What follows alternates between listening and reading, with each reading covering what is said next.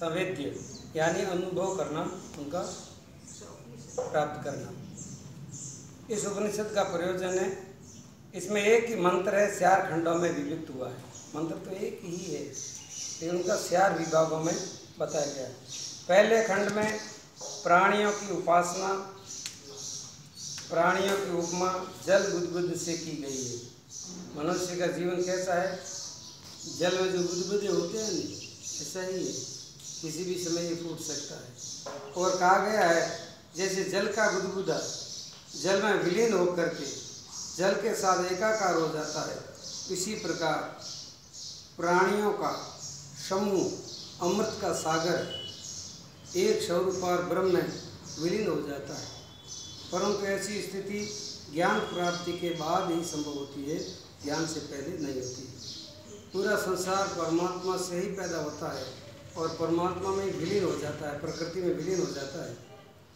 ये पहले खंड में। दूसरे खंड में बताया गया कि सभी काल कर्मात्मक स्वभावात्मक होते हैं। यथार्थ में पाप पुण्य अच्छा बुरा कोई नहीं होता, केवल मत ही यथार्थता है।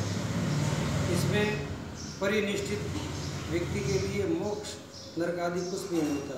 जिसको परम तत्व का अनुभव हो जाता है, आत्म तत्व का अनुभव हो जाता है, उनके लिए न स्वर्ग है न नरक है, न पाप है न पुण्य है। सारा द्वैत भाव खत्म हो जाता है और वो अपने वास्तविक परम सत्य में स्थित हो जाता है।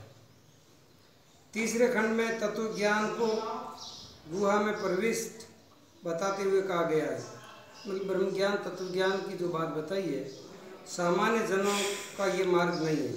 सामान्य जन, हर मनुष्य इस ज्ञान मार्ग पर प्रवृत्त नहीं हो सकते और हर मनुष्य ज्ञान का अधिकारी भी नहीं होता है।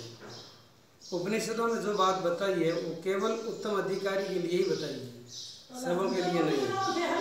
साकार उपासना प्रधान लोग अज्ञान में भटकते रहते हैं। तत्वज्ञानी जो महात्मा होता है उसके लिए ब्रह्मा, विष्णु, रुद्र, कुत्ते, गधे, बिल्ली में चैतन्य तत्व की दृष्टि से कोई अंतर नहीं रहता। उनके अंदर भीतर एक ही तत्व दिखता है, भिन्न कुछ होता ही नहीं। अंतिम चतुर्खंड में बताया है आत्म तत्व संपन्न मान करके सबकी सेवा करने का मर्म समझाया गया है।